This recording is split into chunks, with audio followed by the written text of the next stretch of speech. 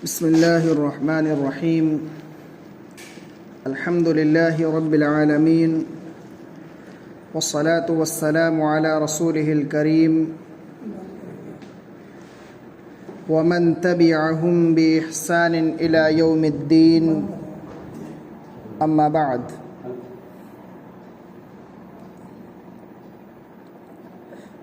قال رسول الله صلى الله عليه وسلم: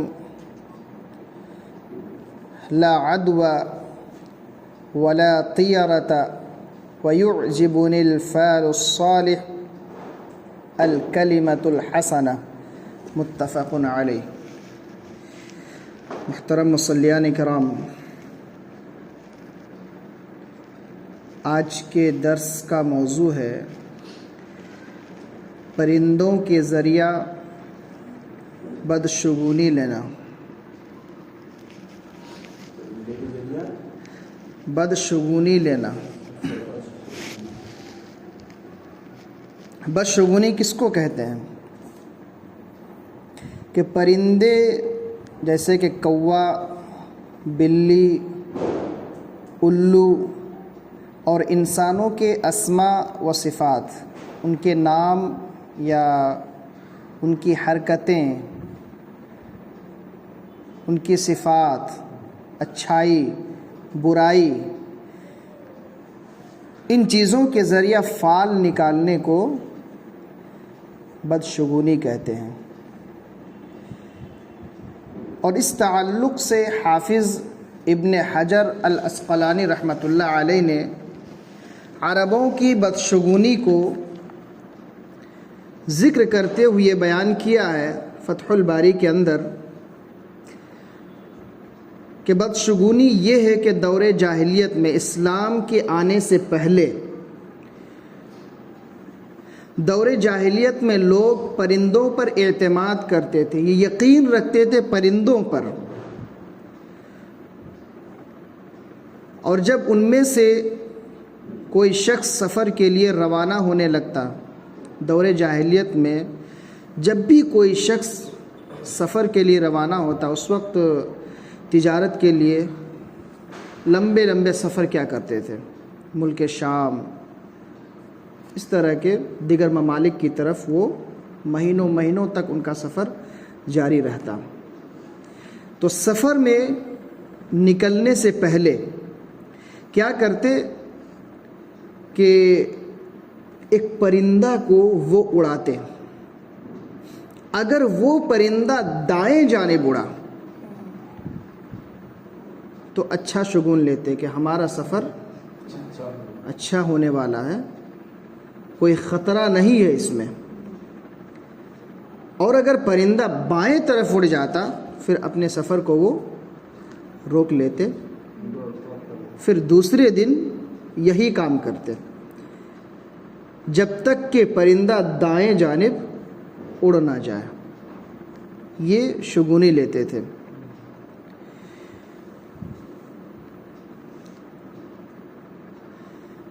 پھر جب اسلام آیا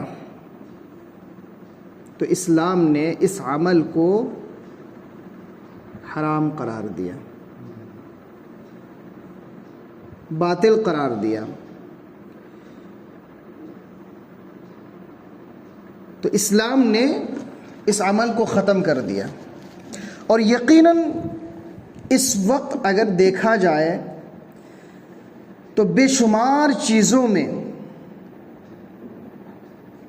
امت مسلمہ بدشگونی لیتی ہوئی نظر آتی ہے، بہت ساری چیزوں میں.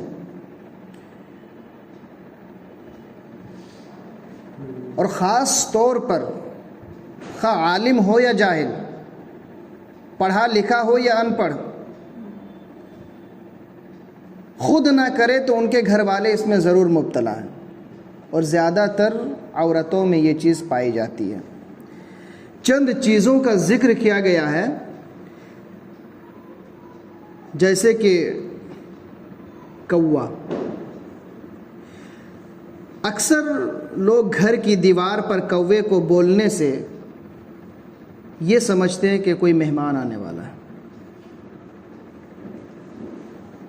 بچپن میں خود ہم لوگ کہا کرتے تھے اس طرح. کہ اگر کوا بولنے لگا ہے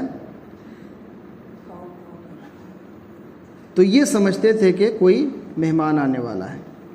کھانا کھاتے وقت اگر ہچکی آ گئی تو کوئی ہمیں یاد کر رہا ہے.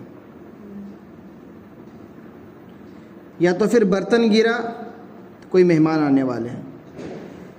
اسی طرح جھاڑو کے ذریعہ یہ بدشگونی لیا جاتا ہے کہ اگر جھاڑو سے کسی شخص کو مارا جائے تو مضروب یعنی کہ جس شخص کو مارا گیا ہے اس کی طبیعت خراب ہو جائے گی اور وہ دبلا پتلا ہو جائے گا.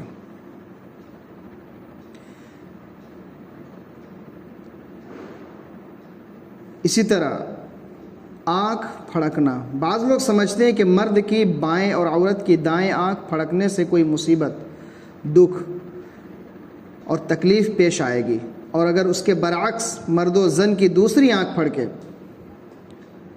تو کسی خوشی کی علامت ہے. اسی طرح سال اور مہینے. بعض لوگ مخصوص سالوں، مہینوں اور مخصوص دنوں کو منحوس سمجھتے ہوئے بدشگونی لیتے ہیں. اور یقیناً اس چیز میں خاص طور پر مہینوں میں امت مسلمہ اس قدر مبتلا ہے کہ شادی بیاہ نہیں کرتے ہیں.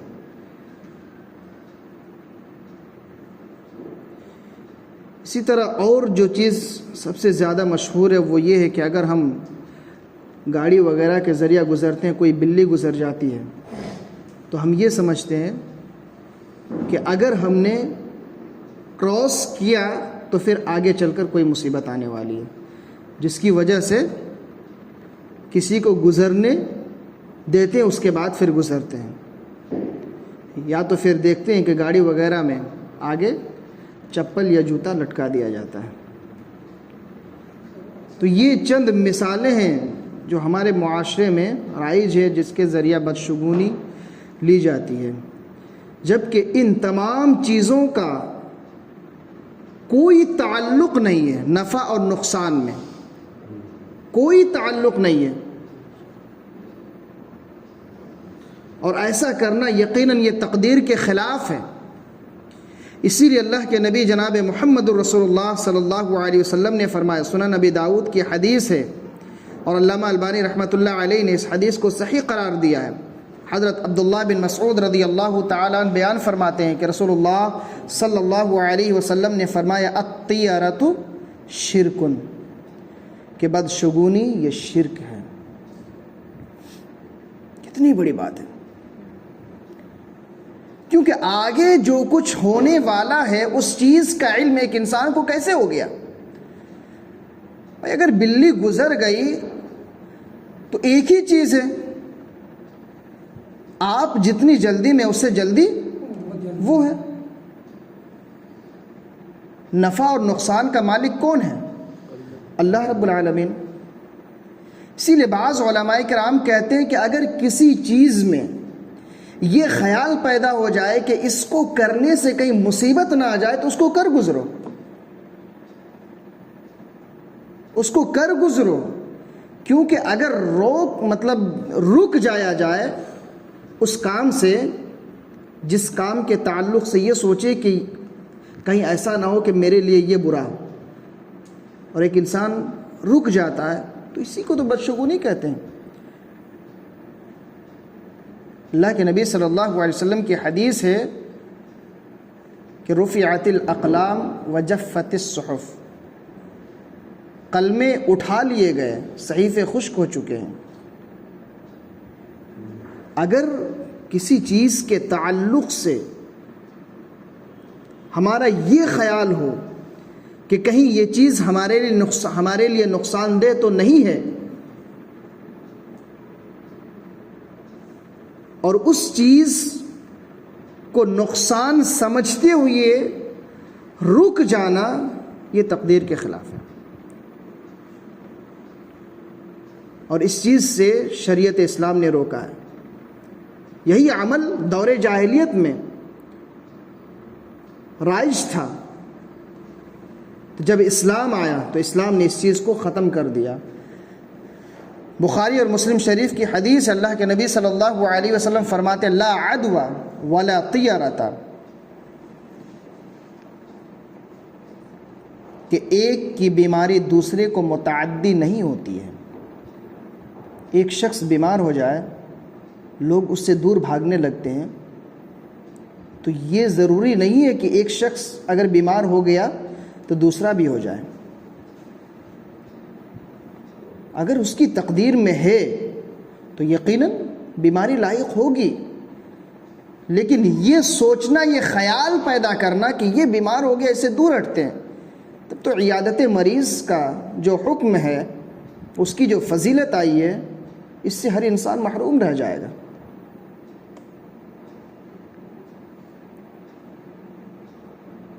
پھر اللہ کے نبی صلی اللہ علیہ وسلم فرماتے ہیں وَلَا طِيَرَةَ، نہ بدفعلی کوئی چیز ہے۔ بدفعلی کوئی چیز نہیں ہے، اسلام میں بدفعلی کوئی چیز نہیں ہے، جبکہ بہت ساری چیزوں کو ہم منحوس سمجھتے ہیں۔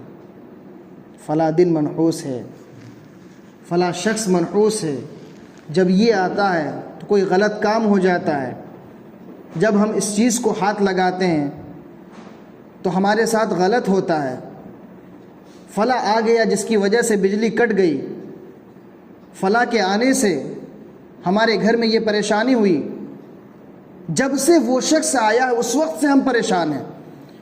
تو یہ سب بدشگونی ہے۔ جو چیز ہمارے درمیان رائج ہے، ہمارے گھروں میں جو چیز پائی جاتی ہے وہ یہی تو ہے۔ جب سے فلاں شخص آیا ہے، اس کے جانے کے بعد سے ہمارے گھر کی برکت ختم ہو گئی ہے۔ فلاں عورت آئی، اس کے جانے کے بعد ہمارے بچے بیمار پڑ گئے ہیں، منحوس ہے وہ۔ تو اسلام میں بدشگونی ہے ہی نہیں۔ اللہ کے نبی صلی اللہ علیہ وسلم فرماتے ہیں کہ بدفعلی کوئی چیز نہیں ہے۔ وَيُعْجِبُنِ الْفَعْلُ، لیکن اچھا فعل مجھے پسند ہے۔ اور اچھا فعل کا مطلب عمدہ بات جو ایک انسان دوسرے انسان سے سنتا ہے۔ اچھی بات ہو تو اچھی بات اگر کسی سے سنے اور سن کر اگر دوسرے کے اندر وہ اثر پیدا ہو گیا کہ اس بات کے ذریعہ دوسرا شخص بھی درست ہو گیا، تو یہ چیز اللہ کے نبی صلی اللہ علیہ وسلم کو پسند تھی۔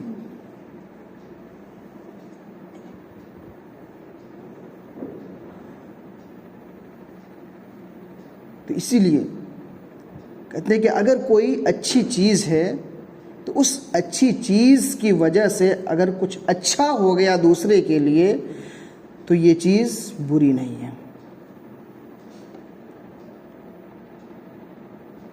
تو یہ اللہ کے نبی صلی اللہ علیہ وسلم فرماتے ہیں وَيُعْجِبُنِ الْفَعْلُ الصَّالِحُ، کہ لیکن اچھا فعل مجھے پسند ہے، الکلمۃ الحسنہ، یعنی عمدہ بات۔ تو یقیناً پرندوں کے ذریعہ بدشگونی لینا یہ اسلام میں جائز نہیں ہے، حرام ہے۔ بسا اوقات ایک انسان کو شرک کے دلدل میں پھنسا دیتا ہے، کیونکہ ایک انسان تقدیر کی خلاف ورزی کرتا ہے، جبکہ ارکان ایمان میں سے ایک رکن تقدیر پر ایمان لانا بھی ہے، تو اس کے خلاف یہ عمل ہے، ایمان کے خلاف۔ اور ارکان ایمان میں سے جتنے بھی ارکان ہیں، 6 ارکان، ان تمام پر ایمان لانا ہے، دل سے تصدیق کرنا ہے، زبان سے اقرار کرنا ہے، اعضاء و جوارح سے اس پر عمل کرنا ہے۔ ایسا نہیں کہ صرف ہم نے زبان سے اقرار کر دیا، بلکہ دل سے تصدیق بھی کرنا ضروری ہے۔ اور بدفعلی یہ ایمان کے خلاف ہے، جس کی وجہ سے اللہ کے نبی صلی اللہ علیہ وسلم نے فرمایا الطیرۃ شرک، کہ بدشگونی شرک ہے۔ تو یقیناً پرندوں کے ذریعہ بدشگونی لینا یا جو چیز ہمارے درمیان رائج ہے، پرندہ مطلب چڑیا وغیرہ، پرندے میں سارے پرندے آتے ہیں۔ دور جاہلیت میں کوئی خاص پرندہ نہیں تھا، عام طور پر کبوتر یا الو وغیرہ لوگ رکھا کرتے تھے، اس کے ذریعہ وہ بدشگونی لیتے تھے۔ بلی بھی اس میں آتا ہے، ساری چیزیں، پرندہ میں بلی بھی نہیں پرندہ میں نہیں، مطلب بدشگونی ہم لوگ لیتے ہیں نا، کہ جب ہم لوگ راستے سے گزرتے ہیں تو بلی جو گزرتی ہے تو ہم کیا سوچتے ہیں؟ گاڑی روک دیتے ہیں. ہاں داہنے بائیں ہوا تو گاڑی روک دیتے ہیں، یا تو گاڑی روک کر کے پیدل چلتے ہیں تاکہ وہ جگہ کٹ جائے اور کوئی مصیبت ہم پر نازل نہ ہو. تو یہ ساری چیزیں بدشگونی میں آتی ہیں. پرندے کا جو یہاں ٹاپک ہے، موضوع ہے، وہ دور جاہلیت کو لے کر کے ہے کہ ان کا یہ عمل تھا، جبکہ آج بہت کم ایسا ہوتا ہے. خاص طور پر ہند و پاک میں تو بہت ہی کم کے پرندوں کے ذریعہ لوگ بدشگونی لیتے ہیں. لیکن ہمارے درمیان جو چیز رائج ہے اس کو بیان کرنا ضروری ہے کہ یہ بھی غلط ہے، حرام ہے، جائز اور درست نہیں ہے. تو اللہ رب العالمین سے دعا ہے کہ العالمین ہمیں بدشگونی سے بچا لینا، اور جتنی بھی چیزوں کو منحوس سمجھا جاتا ہے، الہی ان تمام چیزوں کو صحیح طریقے سے کتاب و سنت کے مطابق سمجھنے کی توفیق عطا فرما، اور ہمیں شرک جیسے عظیم گناہ سے بچا لینا. آمین. تقبل یا رب العالمین. سبحانک اللہم و بحمدک، اشہد ان لا الہ الا انت، استغفرک و اتوب الیک. السلام علیکم ورحمۃ اللہ وبرکاتہ.